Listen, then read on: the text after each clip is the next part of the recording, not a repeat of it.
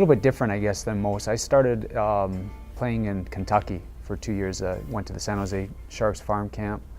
Ended up doing well, and they signed me to a two-way contract down in Lexington and Louisville. So I played 2 years there, up and down from the American League to the East Coast.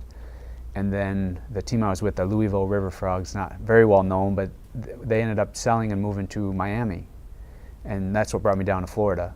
In 90, I guess it would have been 98, 99 was my first year with the Miami Matadors. They're a team in the East Coast League for 1 year, and as well as the same first year as with the Florida Everblades. So we both started in 98, 99, but I was in Miami as an opponent. And of course, being so close, only an hour and a half, 2 hours away, we ended up playing them quite a bit that year. I think it was 10 games. And they had a pretty tough team. Guys like Jason Prokopets, who I met almost every game on the ice, and Eric Ricard. They had a big team and a good team, and always fun to play against. Coming to the arena here, where they were selling out 7,000 people, and then Florida would come over to Miami, and we'd get 200. It was different demographics of the area. And near the end of the season, we had a home and home against Florida Everblades, but they didn't have the arena anymore over in Miami, so we played both games here. And we ended up losing both the games, but at the end of the season, we never made playoffs, but the Florida Everblades were going on to their first year making the playoffs. And Bob Ferguson, as we were shaking hands and going off the ice, he said, hey, if you're interested, we'd love to have you over here, and that's kind of how it happened. I ended up going from a player who was hated by the Florida Everblades fans, and people tell me that all the time, I hated you that first year because I got in a lot of fights against the players, to now being a part of the team, and it was I think the best decision I ever made, because I ended up playing 3 years here, coached for 2, met my wife here. Now, we reside down here with my daughter, so it was a good life-changing decision to end up playing here and end up making it my home.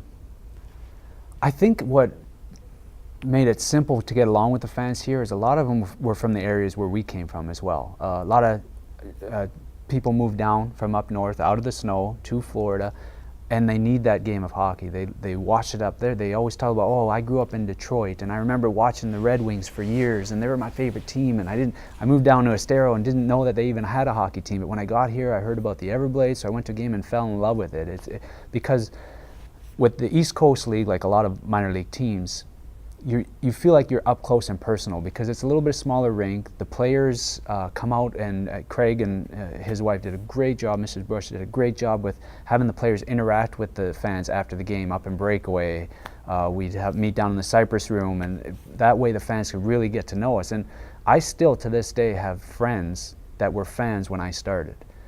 And you get to know them over the years. You're here for 3, 4, 5 years. They talk to you. You become friendly with them. You start hanging out with them, going to dinner with them. And now, to this day, I still have a lot of friends that still come to the game as fans, but now we're personal friends with them because we feel like we grew up with them. And I think that's something that Craig and his wife did, Mrs. Brush, they did to kind of make it more personal for people. And when you get that access to players who you see and you admire on the ice, and then you get to know them as people, and I'll brag a little bit. A lot of people say hockey players are such great people. They're so nice and friendly, and they're very honorable. Well, when you meet a hockey player and you become friends with them, that makes for a great bonding relationship.